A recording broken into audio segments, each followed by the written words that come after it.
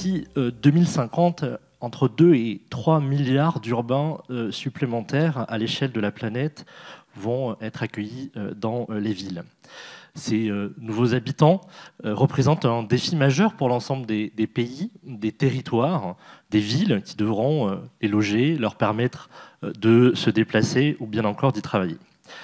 C'est dans ce contexte que nous plaçons ce matin ce débat sur le bâti ancien et le patrimoine d'aujourd'hui et de demain. Est-il possible de rénover tout le bâti ancien pour l'adapter aux aspirations contemporaines et aux exigences de réduction de nos impacts environnementaux ? Est-il possible de le faire tout en atteignant un niveau de qualité acceptable pour un niveau de dépenses abordable ? Comment s'inscrit-on dans une dynamique durable, de long terme, pour se prémunir d'une obsolescence de ces bâtiments, de ce bâti, y compris pour des objets dont la qualité patrimoniale mérite une protection.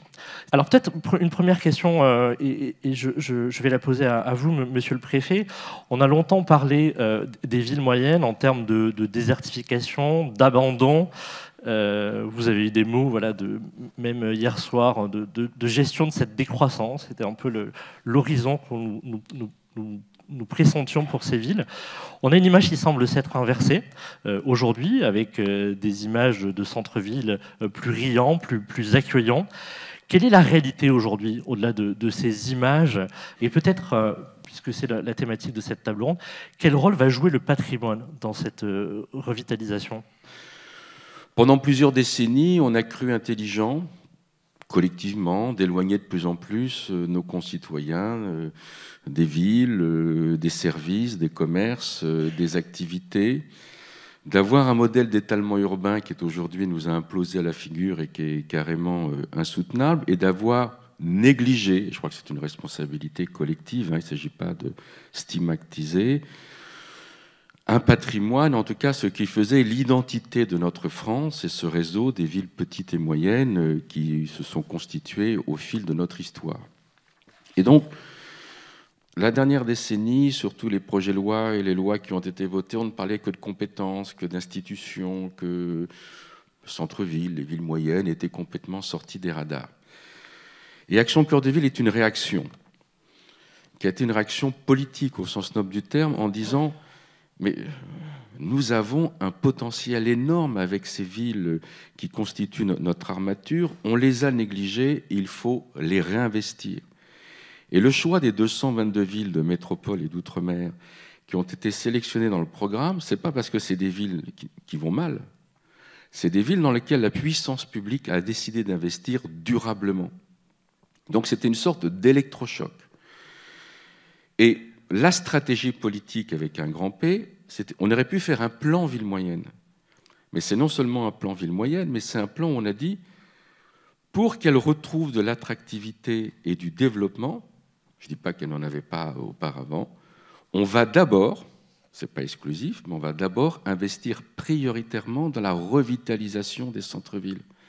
Ça veut dire quoi en résumé ? Ça veut dire, faire venir et revenir des habitants, des commerces, des services et des activités en ville, lutter contre l'étalement urbain, parce que c'est bien ça le sujet, qui isole, qui exclut, qui est un modèle économique, social, écologique insoutenable et qui aussi détruit des espaces naturels et agricoles ô combien indispensables, de remettre de l'ordre dans la périphérie commerciale, parce que c'est quand même, excusez-moi l'expression, c'est quand même un sacré foutoir, et puis de travailler, et c'est là où je rebondis sur votre question, de travailler sur le cadre de vie. Le cadre de ville, ça veut dire quoi ? Ça veut dire d'abord ne plus laisser nos espaces centraux à l'abandon, ça veut dire requalifier l'espace public, ça veut dire rénover des logements, redynamiser des commerces, remettre le patrimoine en mouvement et en vie. On aura l'occasion d'y revenir, non pas comme une sorte de handicap ou de fatalité, mais au contraire comme des éléments d'attractivité et de rayonnement tout à fait indispensables. Et puis, faire le contraire d'Alphonse Allais. Alphonse Allais disait qu'il fallait mettre les villes à la campagne. Non, c'est exactement l'inverse qu'il faut faire. Il faut remettre de la campagne dans la ville et faire de la nature une infrastructure à part entière d'aménagement urbain.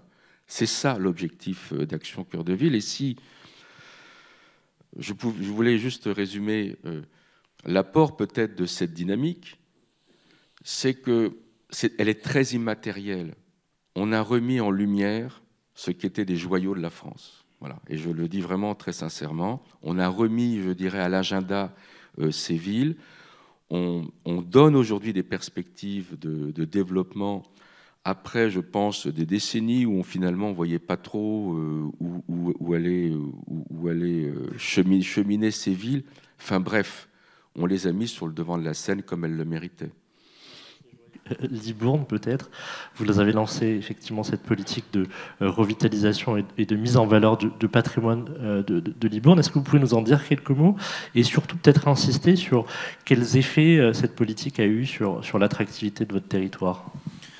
Il y a une association des villes moyennes qui s'appelle Ville de France, qui s'appelait avant la Fédération des villes moyennes, qui nous rassemblait, qui depuis très longtemps plaidait auprès des décideurs pour que ces villes moyennes, dont il a été dit hier qu'on les appelait les territoires interstitiels, et voilà, oui, avant, et droit au chapitre. Et pour commencer, moi qui ne dis pas très souvent du bien de ce gouvernement, je veux saluer quand même ce que Jacques Mézard, sous l'autorité d'Édouard Philippe, a fait pour enfin mettre en place un dispositif pour nos villes. Nos villes, je parle de Libourne, c'était des villes fonctionnelles. Qu'est-ce qu'en disait mon prédécesseur, que j'adore, j'étais son directeur de cabinet, qui était Gilbert Mitterrand, il disait « c'est une ville à taille humaine, c'est sa fonction ».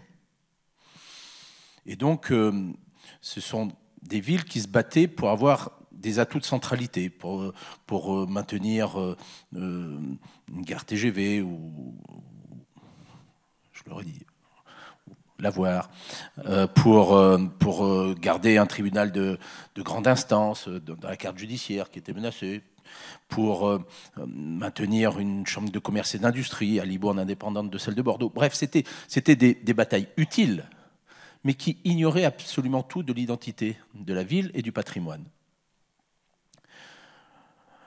C'était une ville fonctionnelle qui parfois tentait d'être une ville dortoir, en ce qui concerne Libourne, à proximité d'une métropole. Bref, une ville où il fait bon vivre, mais où cette identité... Libourne est une ville qui a plusieurs siècles, 800 ans, c'est une ville bastide, l'une des plus grandes bastides de France avec Carcassonne. C'est une ville viticole, bien sûr, même si on n'a pas d'appellation, Libourne. On est un peu la Suisse des appellations des Libournais, Saint-Émilion, Pomerol, Fronsac et tous les satellites. On n'en disait rien. Ce qui fait que les Libournais eux-mêmes ne savaient même pas d'où venait le nom de Libourne. Et donc les Libournais habitaient une ville hyper sympa, mais aux identités qui s'estompaient. Donc il est vrai qu'il y a 10 ans, nous avons bâti un projet urbain qui finalement rehaussait les identités de la ville. On a redonné à Libourne ses identités de ville bastide, on a recréé un quartier semi-piéton autour de la place centrale très, très spécifique pour les bastides de Guyenne, on a requalifié les quais et redonné une identité portuaire, y compris en développant le tourisme fluvial, pardon. On a redonné une identité viticole, ne serait-ce qu'en créant une fête du vin qui n'existait plus à Libourne, mais aussi en créant une coopération entre l'excellence des vins du Libournais et l'excellence des thés de Pu'er en Chine. J'ai même rehaussé cette identité que chacun connaît, mais qui était un peu désuète et qui finalement nourrit le marketing territorial de Libourne. C'est Libourne, ville secrétariat du Père Noël. Vous savez que chaque gamin dans le monde entier qui écrit au Père Noël, finalement, ça arrive à Libourne et c'est de Libourne qu'on lui répond.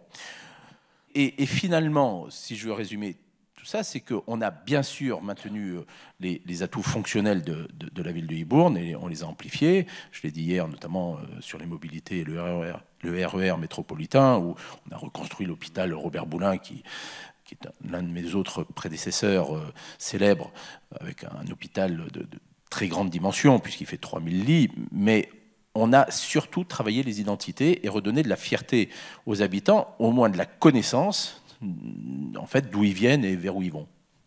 Quel est le regard qu'un promoteur immobilier va porter justement sur ces stratégies de revalorisation et ces perspectives qui étaient dessinées par Monsieur le Préfet ?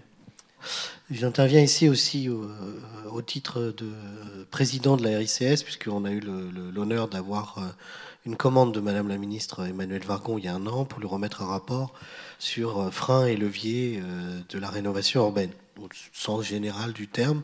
Et on lui a remis un rapport avec Monsieur Philippe Pelletier, président du plan bâtiment durable, sur 40 propositions qui permettraient de massifier. Vous avez évoqué un besoin de 400 à 500 000 logements qui est repris régulièrement. Et dans le même temps, un certain nombre d'auteurs et de rapports qui sont parus ces derniers temps, y compris la stratégie nationale bas carbone, fixe des objectifs de construction neuve à horizon 2040, 2050, à pas plus de 200 000 logements par an, en disant le reste doit être rénové. Donc on voit bien qu'on est à un moment où effectivement on peut rénover, ou démolir et reconstruire. Mais quels sont les moyens? Et le rapport que nous avons mis en œuvre après avoir consulté de nombreuses parties prenantes, dont les promoteurs, mais aussi les investisseurs privés, les aspects réglementaires, ont démontré qu'aujourd'hui, depuis 20 ans, on a une réglementation, une normalisation et une politique fiscale qui fait qu'il est beaucoup plus facile pour un investisseur d'aller développer en zone artificialisée que de revenir sur un centre-ville. Donc, tant qu'on n'inversera pas la donne, et ça a été fait notamment avec le de Normandie dans l'ancien, qui permet de commencer à revenir sur le patrimoine ancien, mais qui ne permet pas aujourd'hui d'arriver à un facteur d'échelle suffisant qui permet de faire revenir des investisseurs et des promoteurs. Pourquoi? Parce qu'on ne va pas rénover 2 appartements par-ci, 2 appartements par-là. Il va falloir, comme l'a très bien dit Monsieur le Préfet, on a besoin d'agir sur un quartier complet. Et c'est là où toute la complexité du sujet devient extrêmement importante. On ne peut pas venir sur une rénovation de centre-ville sans traiter des niveaux de densité. On sait pertinemment qu'on ne mettra pas d'aménités ni de commerce si on n'a pas des niveaux de densité de 4 à 5 000 habitants par kilomètre carré. On sait que ça ne tiendra pas en termes économiques sans subvention si on n'est pas à ces niveaux de densité-là. On a besoin de gérer les flux et l'attractivité du lieu. On a besoin de sortir de la ségrégation fonctionnelle. Il y a encore énormément de plans locaux d'urbanisme qui font de la ségrégation entre l'activité commerciale, l'activité tertiaire et le logement. Donc comment on recrée des lieux de vie dans ces centres-villes pour sortir de ce piège aujourd'hui qui est un empilement de réglementation. On a fait également des propositions sur la simplification de contradictions entre code de l'urbanisme et code de la construction. Puis encore une fois, ce qui nous gêne beaucoup de manière globale, et vous-même vous l'avez dit en entrée, en introduction, on ne peut pas se tromper d'échelle. Le monde doit être géré dans sa complexité et dans ses facteurs d'échelle. On ne peut pas partir de constats mondiaux. Et vous parliez du zéro artificialisation nette. Moi, ça m'effare, cette discussion. Ça vient de discussions entre la Banque mondiale, le GIEC, sur l'évolution urbaine des nouvelles villes dans les pays asiatiques et africains. Juste pour vous donner un exemple, c'est comment gérer 10 villes de 10 millions d'habitants en 10 ans en Inde. C'est pas du tout notre problématique européenne. Enfin, je comprends pas. En France, on a une des densités d'habitants les plus basses. Et on vient nous parler de zéro artificialisation nette. Enfin, il y a une vraie réflexion à mener sur les objectifs par échelle et de réfléchir par rapport à l'échelle sur laquelle nous sommes et pas appliquer des visions globales sur une échelle fine. Et c'est là que l'enjeu de la complexité devient crucial et que aujourd'hui gérer le métabolisme d'une ville, ses flux, son infrastructure, gérer les impacts, comprendre les impacts carbone aussi, parce que c'est un excellent indicateur de coût en termes d'infrastructures à développer ou à maintenir. Là aussi, il y a des enjeux très très forts. Et puis enfin, autre sujet, c'est effectivement, il y a du patrimoine à préserver, mais il y a aussi du patrimoine qu'on a construit dans les années 60-70 qu'il va falloir accepter de raser. Soyons clairs, il y a des choses qui n'ont plus aucun intérêt, qui sont obsolètes et qui ne correspondent plus aux demandes de nos concitoyens en termes de qualité de vie. Il faut l'accepter. Alors évidemment, Ça peut se retraiter, il y a certains ouvrages qu'on peut rénover, mais il y a carrément des morceaux de ville qu'il faut raser. Et là, je suis volontairement caricatural, parce que là, je sais que c'est quelque chose qui n'est pas dans l'air du temps, mais ne nous mentons pas. On ne peut pas faire croire aux gens qu'ils vont aller habiter dans les logements vacants parce qu'il y a une politique, enfin un discours aujourd'hui qui dit qu'il y a une augmentation de la vacance et que donc nos concitoyens donc aller habiter dans les logements vacants. Non, il faut une adéquation entre la demande en termes de qualité de vie et le bâti dont on peut disposer. Et je crois que là, il y a un travail de fond à faire sur l'évaluation du patrimoine.